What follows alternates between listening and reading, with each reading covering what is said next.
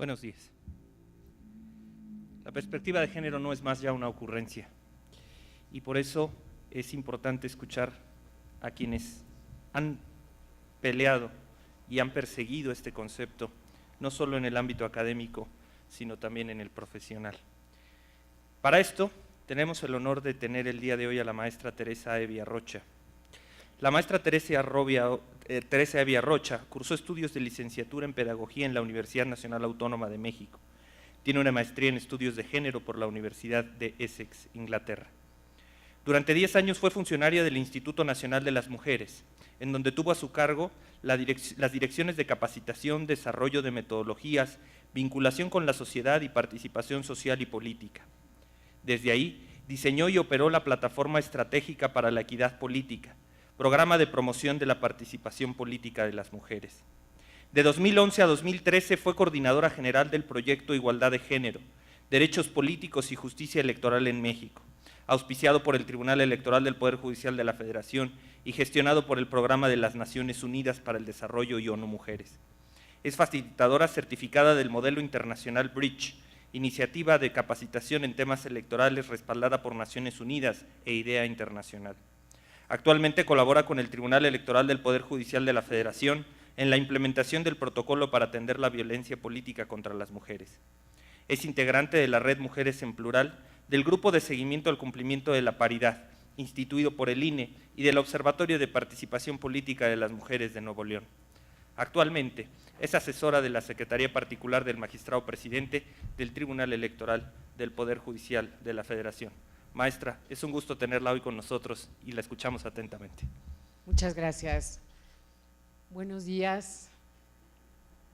Pues de entrada agradecer mucho la invitación de la Sala Regional Toluca de poder compartir con ustedes esta mañana el protocolo para atender la violencia política contra las mujeres.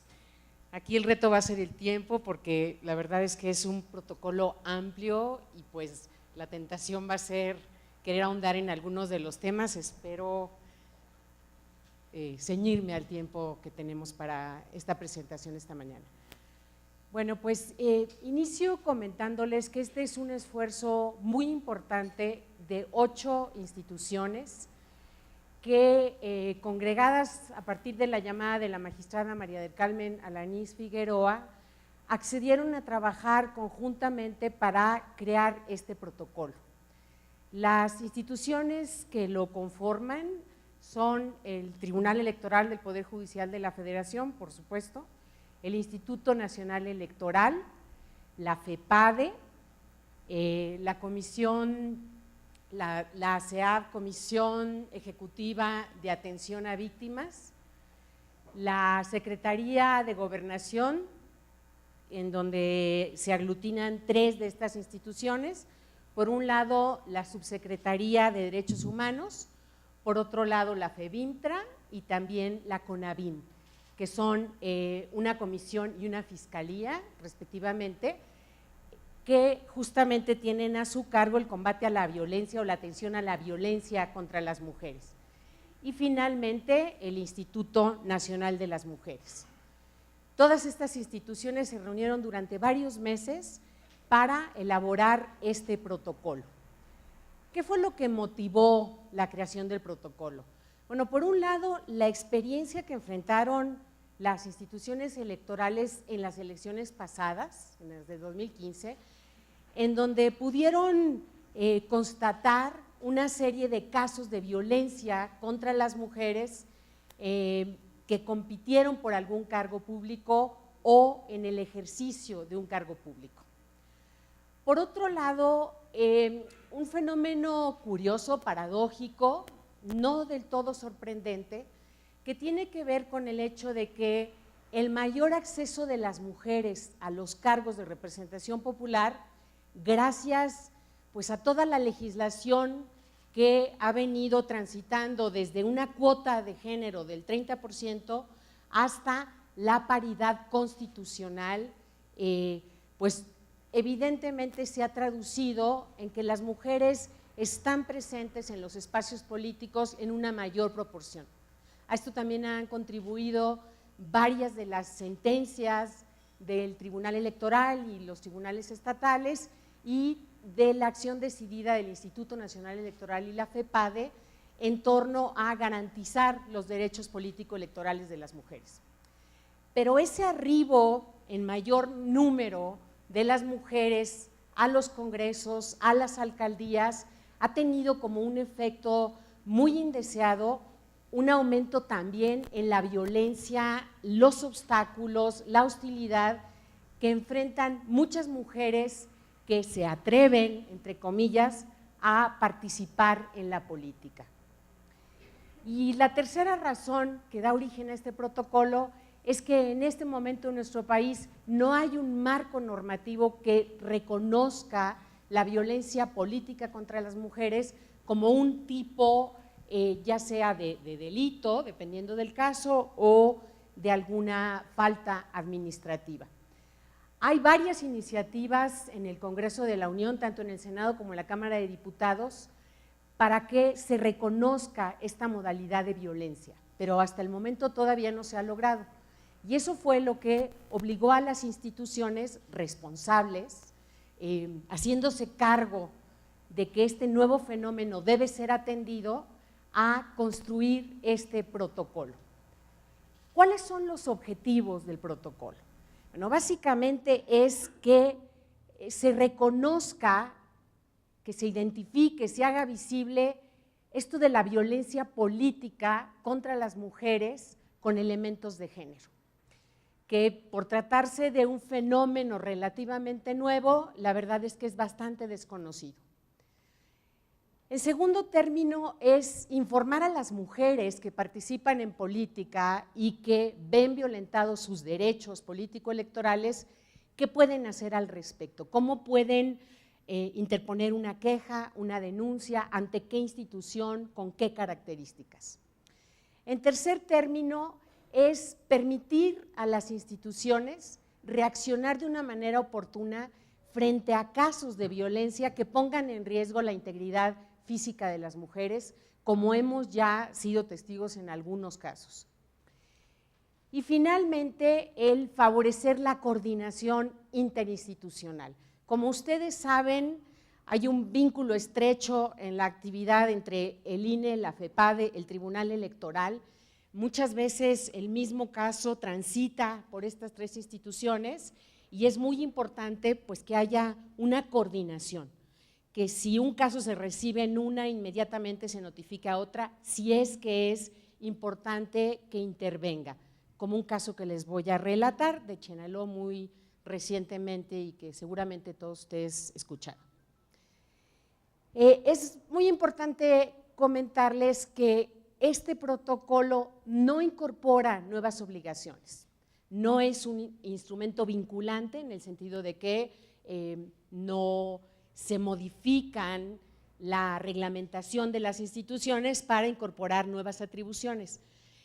Con lo que ya tiene cada una de responsabilidad, más bien de lo que se trata es de llamar su atención para que puedan visibilizar y dentro de los casos que ya de por sí tratan con los procedimientos que tratan, poder identificar si están frente a un caso de violencia política hacia las mujeres con elementos de género para que puedan obrar en consecuencia.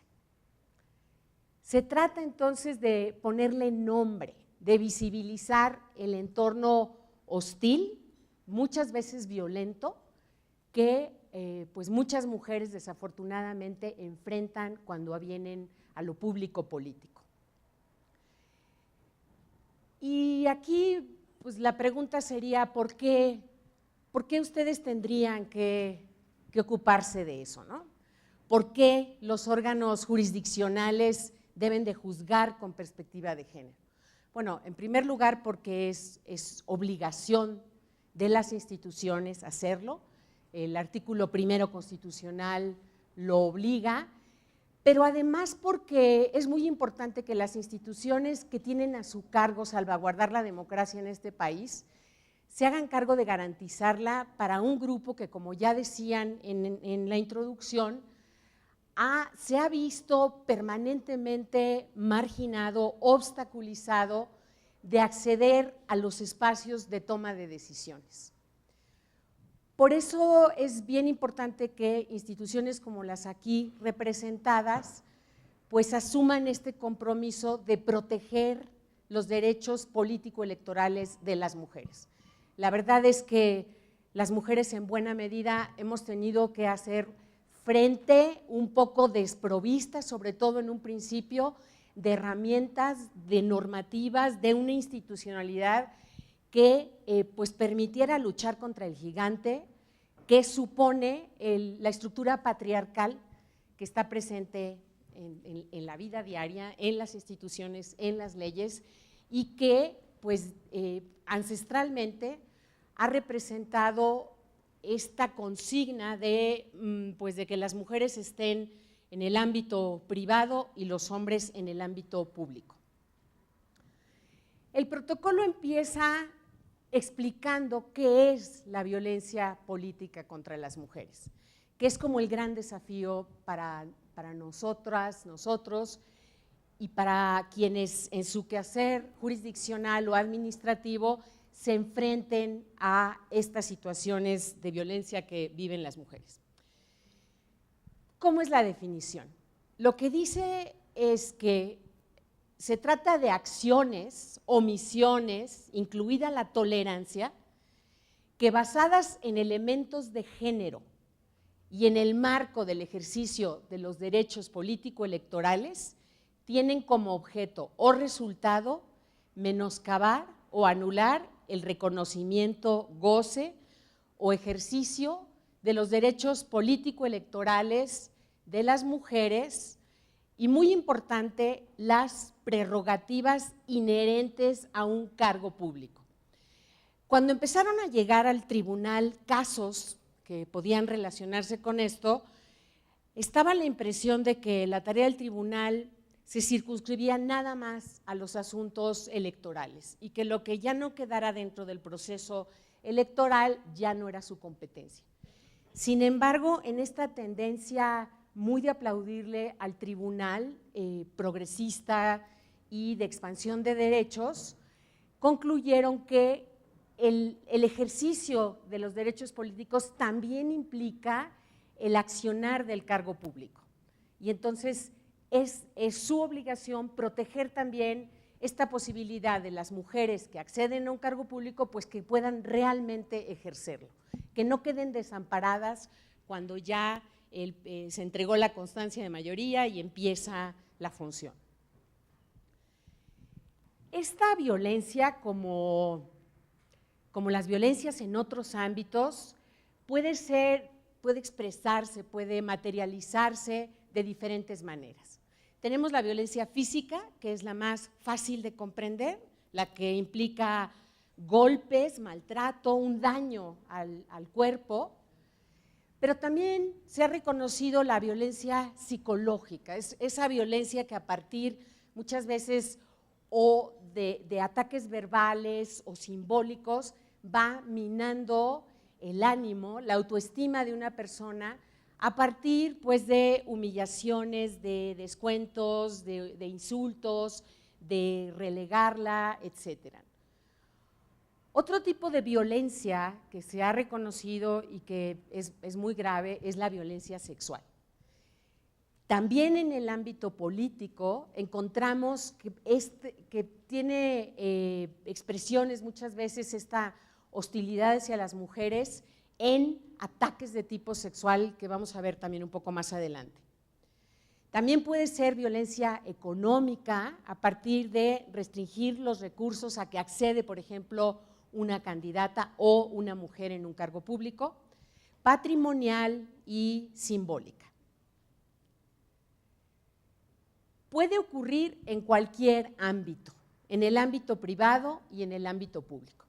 Aquí es interesante, como por contraste, señalar que, por ejemplo, la ley de acceso de las mujeres a una vida libre de violencia, que por cierto tiene su contraparte en los 32 entidades federativas del país, establece tipos y modalidades de violencia. Lo que yo les acabo de describir hace un momento eran tipos de violencia, pero ahí también analiza modalidades de violencia y entonces, por ejemplo, identifica que hay violencia como modalidad en el ámbito familiar, en el laboral, en el docente, hay violencia institucional, violencia comunitaria y violencia feminicida. Y cada una de estas tiene sus particularidades. Por ejemplo, la violencia laboral. ¿Dónde se da? Pues en el espacio de trabajo. ¿Qué características tiene? Pues se puede manifestar a través de discriminación hacia las mujeres, segregación, por ejemplo, solamente a ciertos cargos, hostigamiento y acoso sexual, restringir el ascenso de las mujeres por cuestiones de maternidad. Tiene características muy particulares y, por supuesto, impactos particulares.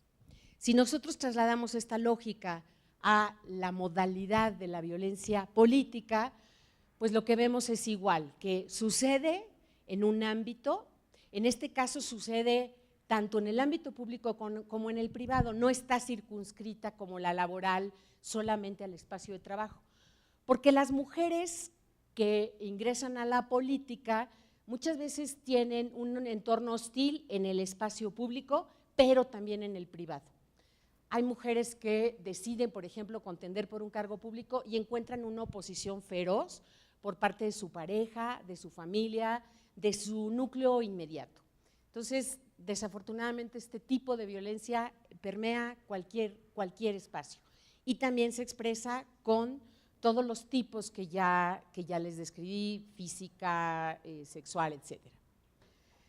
Puede efectuarse por cualquier medio de información, periódico, radio, televisión y recientemente el ciberespacio, que la verdad es que es un espacio muy cobarde porque a través de las redes sociales hay ataques feroces contra las mujeres y además de una manera anónima. Entonces puede haber una persecución, un acoso, una amenaza permanente y las mujeres están bastante indefensas porque el enemigo es invisible. ¿Por quién puede ser perpetrada esta violencia? Bueno, pues de entrada por el Estado y sus agentes, incluyendo los órganos electorales, por los partidos políticos. Mucha de esta violencia se centra en los partidos, en el propio partido de las mujeres o en los partidos opositores, por desde luego candidatos, candidatas a cargos de elección popular contra los que contienden. Vamos a ver que en las campañas de pronto los opositores, y aquí hay un par de ejemplos, atacan a las mujeres y también a los hombres, pero vamos a ver que hay la necesidad de distinguir esto. Los concesionarios de radio y televisión, los medios de comunicación también pueden ejercer violencia contra las mujeres, discriminación y en general cualquier persona o grupo de personas, tanto física como moral.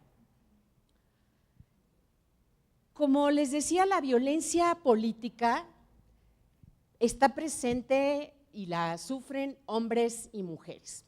El espacio político, casi por definición, es un espacio de combate un poco, pues se habla de adversarios, de contendientes, que llegan a veces a ser hasta enemigos, y los hombres también la sufren, desde luego. Ha habido muchos asesinatos de hombres, como ha habido de mujeres, en los espacios de las campañas o una vez que llegan a los cargos. Sin embargo, es muy importante distinguir la violencia que se ejerce contra las mujeres con elementos de género de la violencia que se ejerce en la política en general. Porque aquí lo importante es entender que para las mujeres el costo de estar en política es mucho más grande. No solamente les implica como medirse con el adversario, sino que tienen que luchar contra el adversario y contra toda una estructura que está diseñada para que sean los hombres quienes accedan al espacio público. Por eso es muy importante que aprendamos a distinguirla, para poder ser justos en el momento de emitir una sentencia o dictar alguna medida. Quiero muy brevemente y recordando mis épocas de capacitadora, porque creo que puede ilustrar, facilitarles la comprensión de este asunto de violencia contra la mujer con elementos de género. ¿Por qué las mujeres están viviendo esa violencia, esa hostilidad? Bueno, básicamente porque existe una impresión bastante generalizada de que el espacio político no es el espacio natural de las mujeres, que las mujeres de alguna manera están invadiendo esos cargos para los que ni tienen la capacidad, ni han hecho la fila, ni tienen lo que exige estar en política, ¿no? Eso es lo que está detrás. Es lo que está detrás de un claxonazo y el comentario tenía que ser vieja, o pinches viejas, que, perdonándome la expresión, es una de las maneras de referirse en muchos casos a las mujeres, por ejemplo, en los cargos de presidencia municipal, ¿no? Bueno, esta impresión de que las mujeres no pertenecen aquí viene dada en buena medida por los prejuicios y los estereotipos de género. ¿Qué son los estereotipos?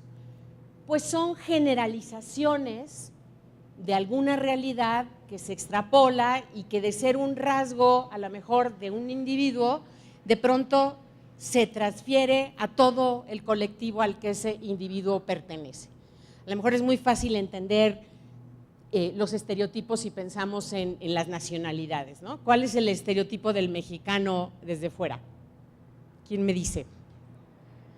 El sombrero, el macho, el tequila, las pistolas. ¿Cuál es el estereotipo de los ingleses? Pues que son flemáticos, de los italianos que son enamorados, etcétera.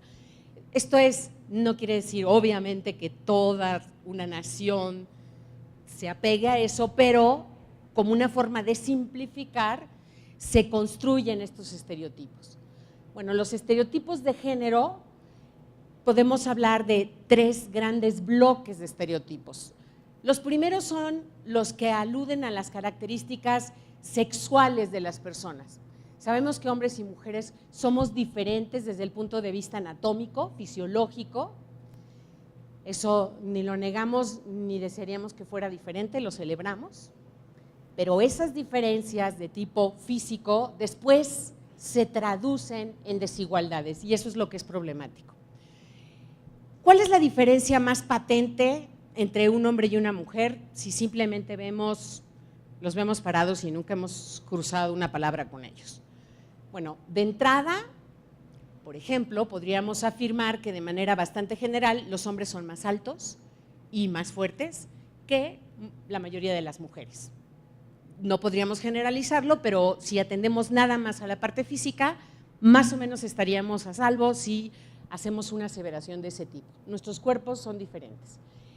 Y otra es el aparato reproductor de hombres y mujeres. Las mujeres somos las que gestamos y damos a luz hijos, o sea, las que podemos ser madres.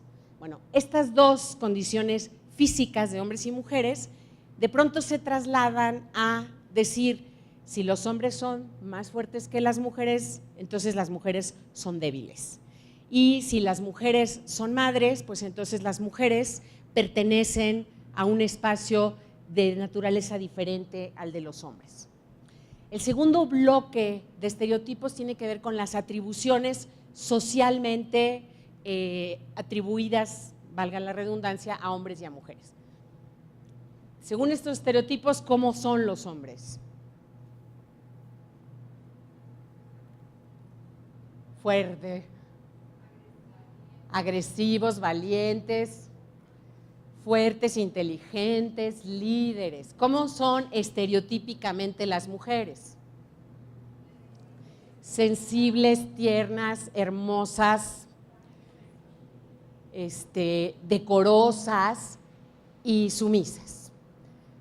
Estos bloques de atributos que les acabo de enunciar, pues ustedes díganme si el segundo bloque se equipara a lo que se espera de alguien en el mundo político público.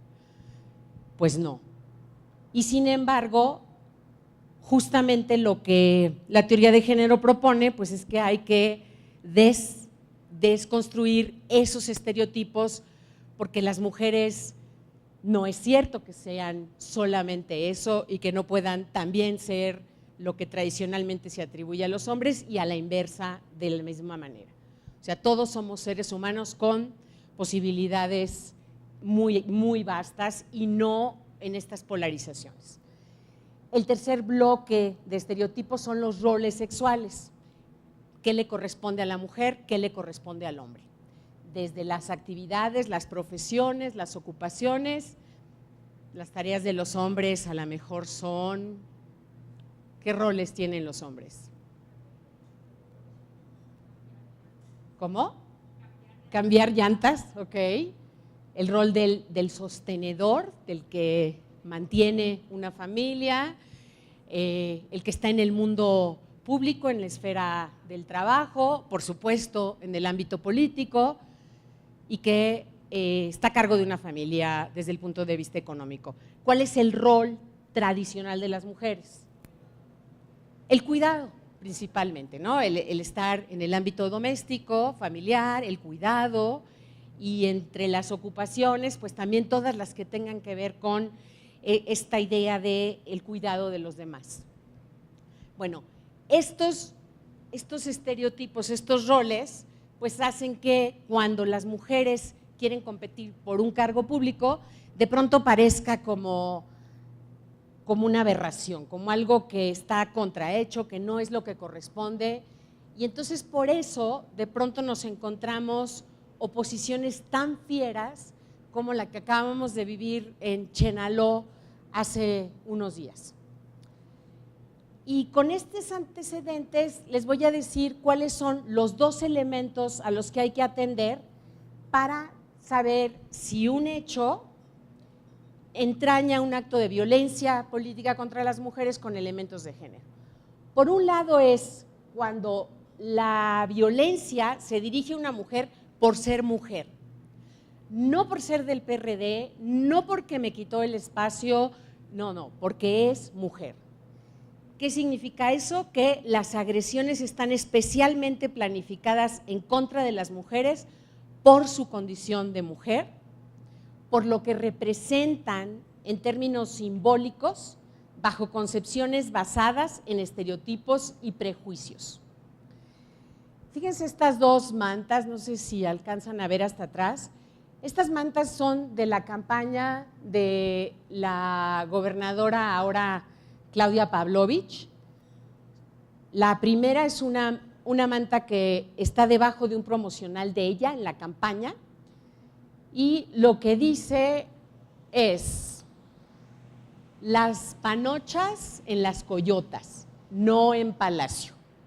O sea, las mujeres no les corresponde estar en el Palacio de Gobierno. Tendríamos que conocer un poco del contexto de Sonora para entender a profundidad qué es eso de que las panochas y las coyotas, ¿no? No me detengo en eso, pero era una clara agresión a la candidata. Y la segunda manta lo que dice es: las mujeres como las escopetas, cargadas y en el rincón. O sea, nos remitimos a los estereotipos. Cargadas son madres, esa es su tarea principal en esta vida, y el rincón pues es la casa, ¿no? Ahí es donde deben estar, no en el Palacio de Gobierno, no gobernando, no ejerciendo un cargo público.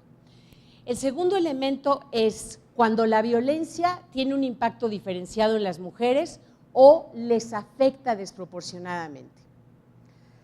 Hay hechos que afectan de manera diferente o en mayor proporción a las mujeres, o que se agravan por el hecho de ser mujeres. ¿Cómo ejemplificamos esto?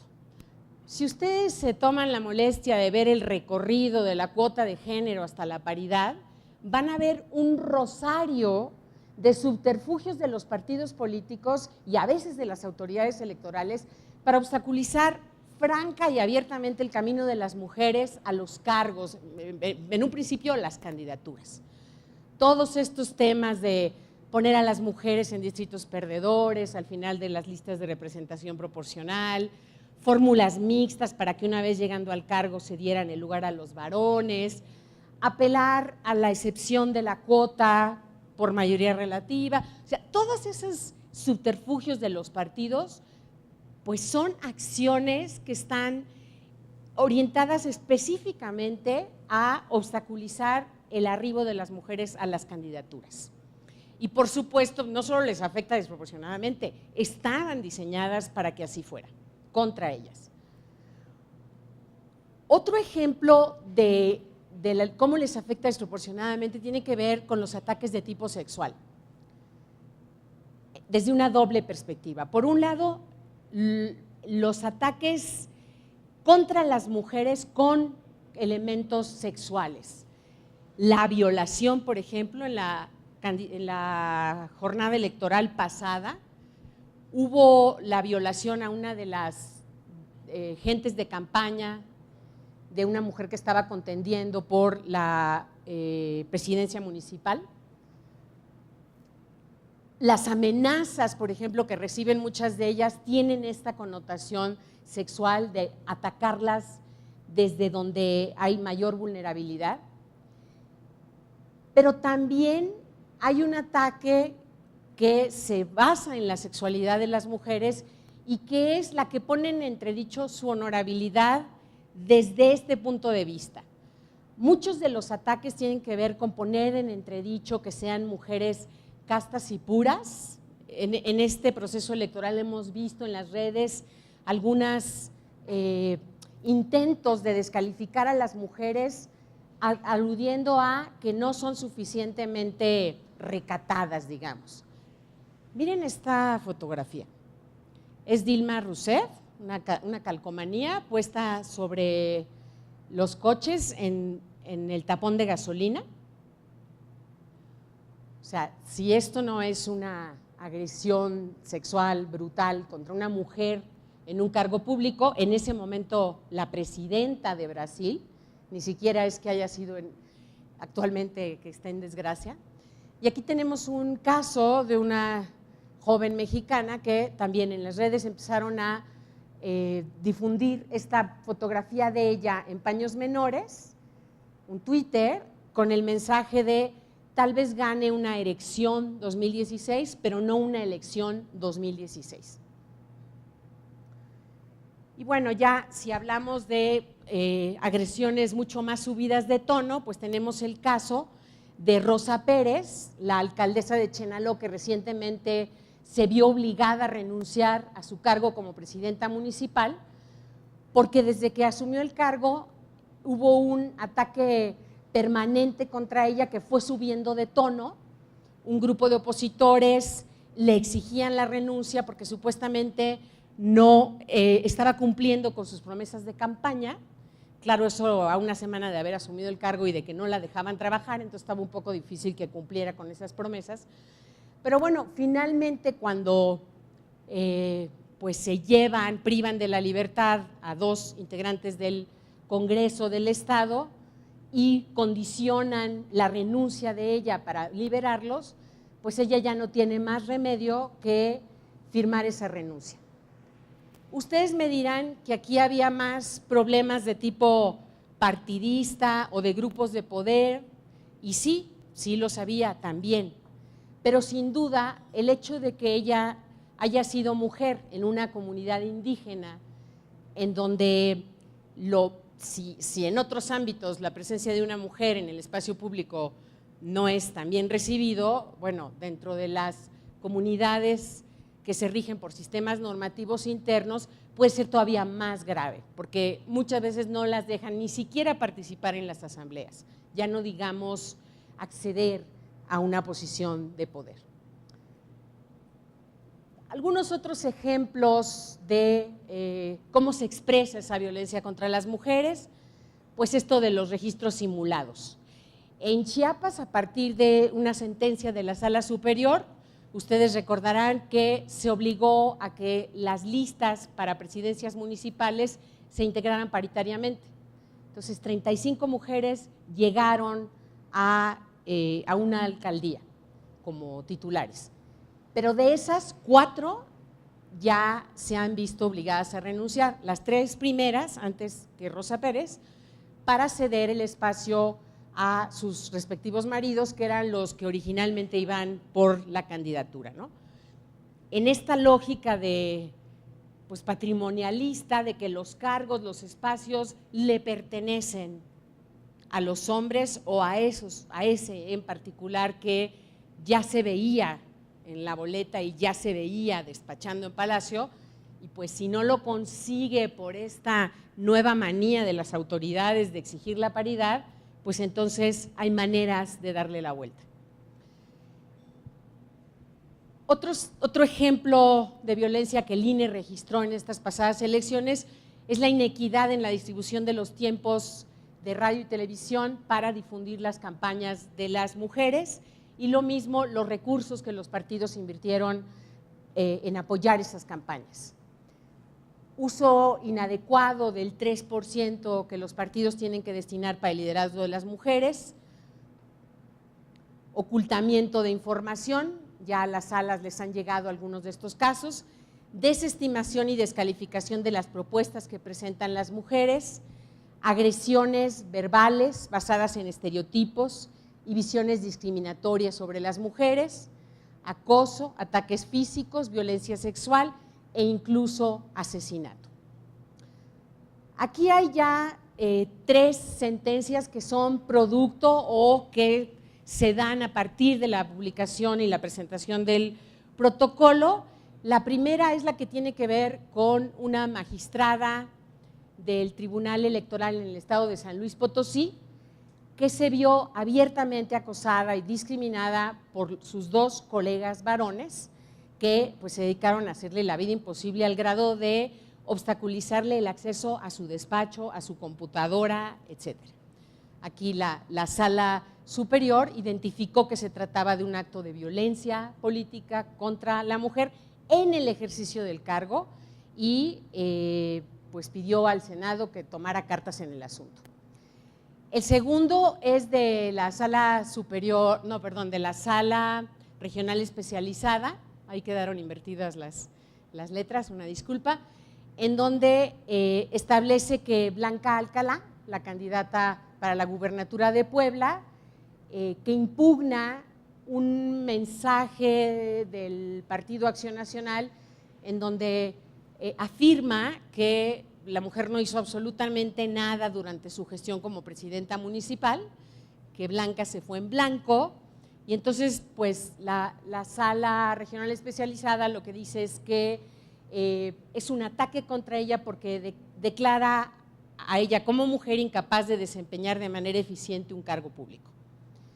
Y la tercera, que es de sala superior y también da la razón a las actoras, que nuevamente es Blanca Alcalá y Ana Teresa Aranda, ambas compitiendo por la gubernatura, 3 mujeres en ese estado compitiendo por la gubernatura, 2 hombres, y el Instituto Electoral Estatal en su campaña promocional del voto dice algo así como vota por tu gobernador, ¿no?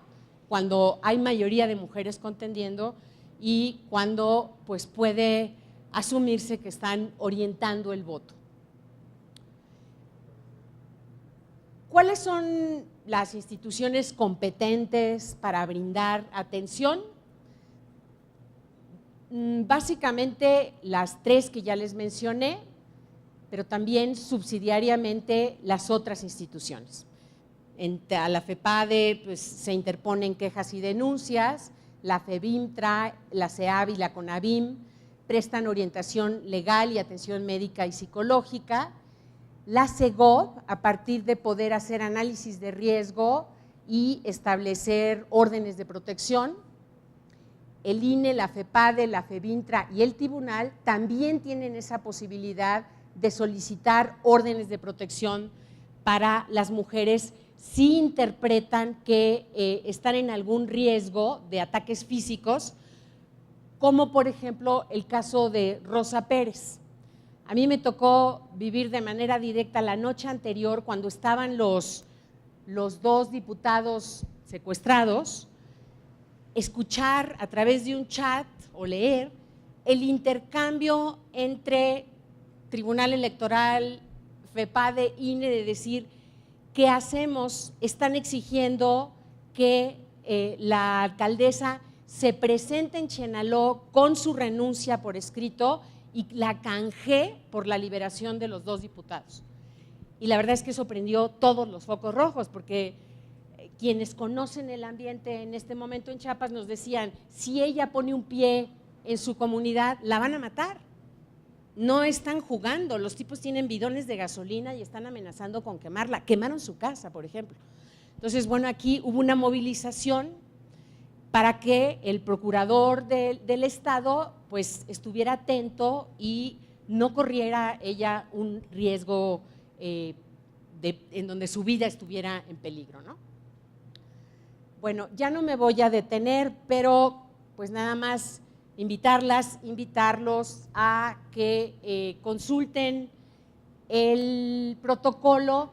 Ahí está detallado cada institución que lo conforma, a qué está llamado a hacer, qué atribuciones tiene y debe orientar, de qué manera para salvaguardar este derecho de las mujeres a participar en los espacios públicos sin que esté expuesta a ataques físicos, emocionales o incluso al costo de su vida. Entonces, invitarlas a que lo revisen, ya tienen un ejemplar cada quien y también está en electrónico en la página del tribunal. Muchas gracias.